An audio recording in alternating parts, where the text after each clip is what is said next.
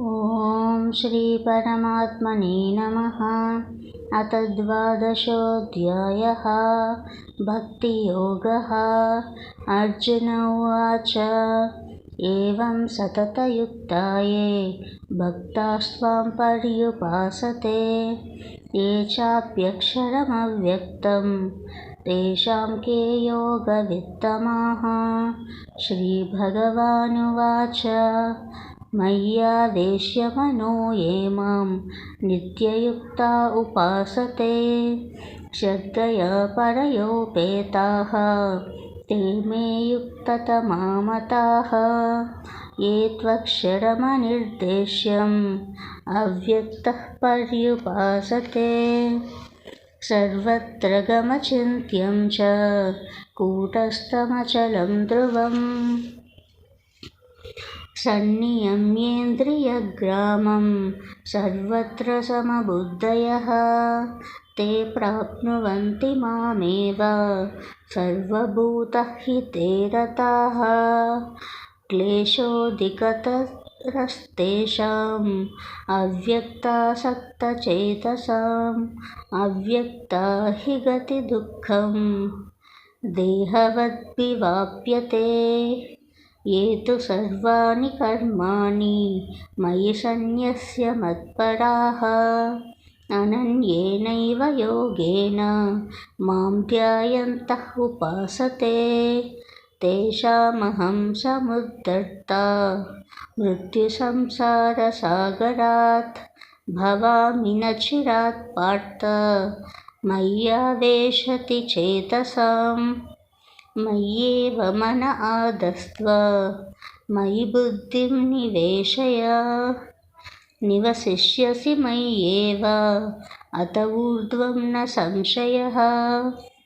अथ चित्तं समाधातुं न शक्नोषि मयि स्थिरम् अभ्यासयोगेन ततः मामिच्छाप्तुः धनञ्जय।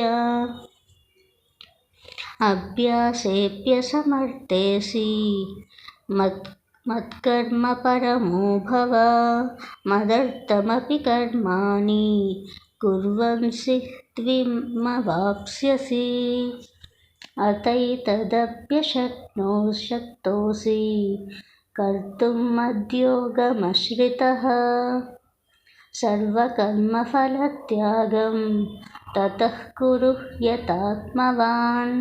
श्रेयो हि ज्ञानमभ्यासात् ज्ञानात् धनं विशिष्यते ध्यानात् कर्मफलत्यागः त्यागात् शान्तिरनन्तरम्।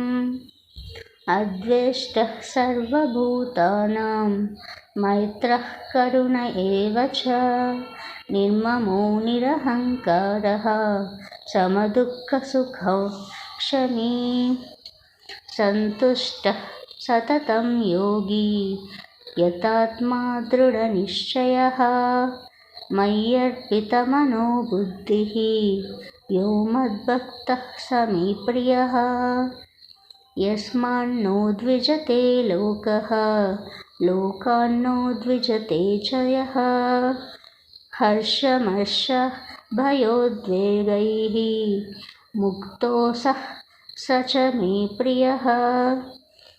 अनपेक्षः शुचिर्दक्षः उदासीनो गतव्यथः सर्वारम्भः परित्यागी यो मद्भक्तः स मे प्रियः।